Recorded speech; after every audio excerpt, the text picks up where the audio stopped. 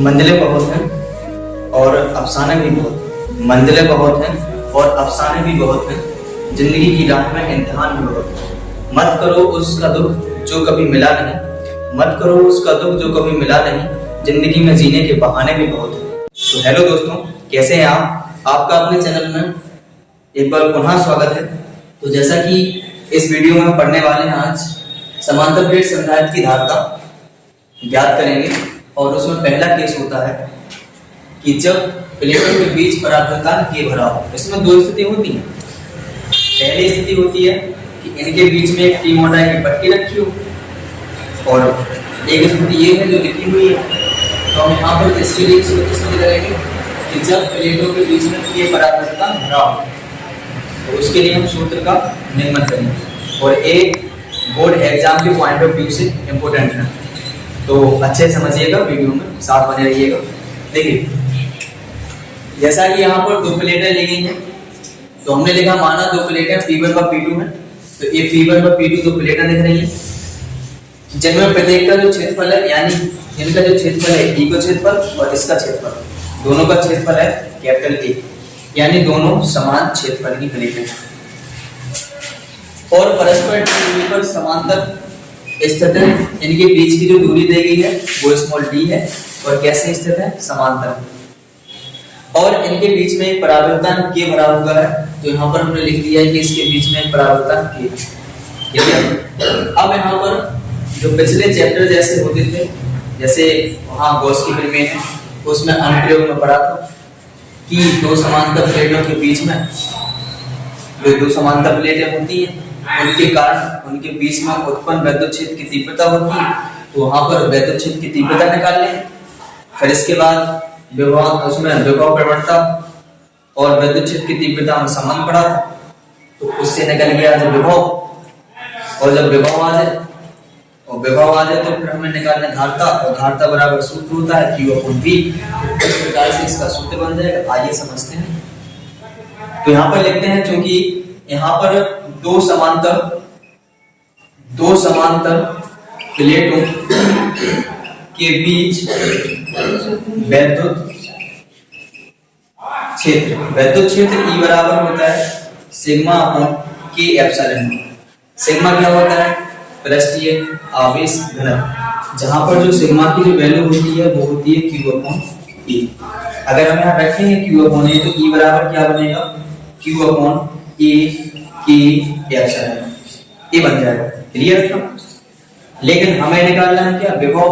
तो जब विभव निकालेंगे तो हम जानते हैं कि विभव या विभवांतर उसी को बोलेंगे। तो विभवांतर V बराबर क्या होता है? E × D।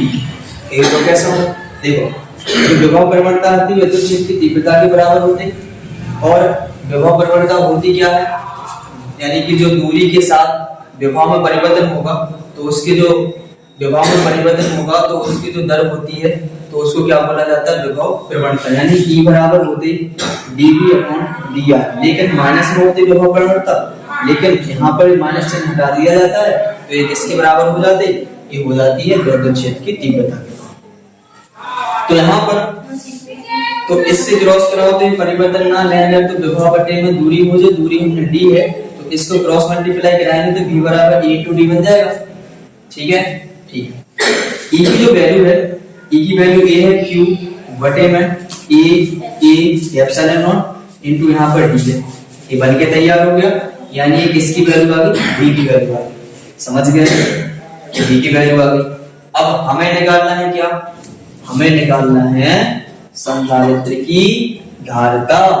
तो संधारित्र की धारिता, और C बराबर फॉर्मूला होता है Q/V, and the value of V is QD upon A के एप्सिलॉन नॉट। रखिए यहाँ पर, तो यहाँ बनेगा Q × D बटे में A के एप्सिलॉन नॉट। एक Q से Q कैंसिल हो जाएगा, फर्स्ट एंड लास्ट में गुणा कराइए। यहाँ बनेगा कितना? K एप्सिलॉन नॉट बटे में D। यहाँ लिख दिया, ये बन गया C का मान। यानी समांतर प्लेट संधारित्र की धारिता का सूत्र होता है C बराबर K एप्सिलॉन नॉट अपॉन में D। कब होता है? जब इनके बीच में एक परावर्तन पदार्थ भरा हो, उसका परावर्तन दिया गया हो K, और इसका मात्रक क्या होता है? इसका मात्रक होता है फैराड। जैसे यहाँ पर अगर कह दिया जाए कि निर्वात में हुए, मतलब बीच में माध्यम ना हुए, खाली हुए, निर्वात या वायु को, निर्वात या वायु के लिए जो परावर्तन होता है वो क्या होता है? K बराबर 1 होते हैं। तो इसमें K की जगह 1 रखेंगे तो निर्वात के लिए हम C0 से दर्शा देते, तो यहाँ पर क्या बनेगा? K की जगह 1 रखें तो A एप्सिलॉन नॉट बटे में D आ जाए, तो A निर्वात की क्या हो जाती है? धारता हो जाती है। तो इसका भी मात्रक क्या होगा? अब एक कंपेयर करके देखें, अगर इनमें कंपेयर करके देखें तो उसमें हम नोट में लिख सकते हैं, क्या लिख सकते हैं कि यहाँ पर जो C है, C जो है वो क्षेत्रफल पर डिपेंड करता है, कि जो K तो नियत राशि है, और एक क्या है? एक अपने पास एप्सिलॉन नॉट भी नियत राशि है, क्षेत्रफल भी अगर दोनों के बराबर तो वो नियत है। तो यहाँ पर जो दूरी है तो दूरी कम बढ़ कर सकते हैं, बिल्कुल कर सकते हैं।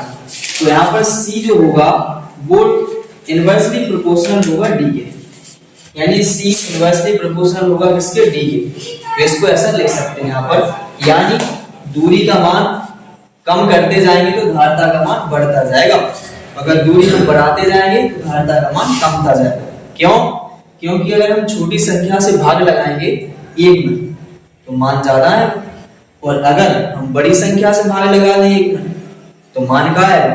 कम आएगा। तो इसलिए दूरी को बढ़ाया जाता है तो इसका संधारित्र की धारता का मान कम जाता है, और अगर दूरी को कम किया जाए तो संधारित्र की धारता का मान बढ़ जाता है।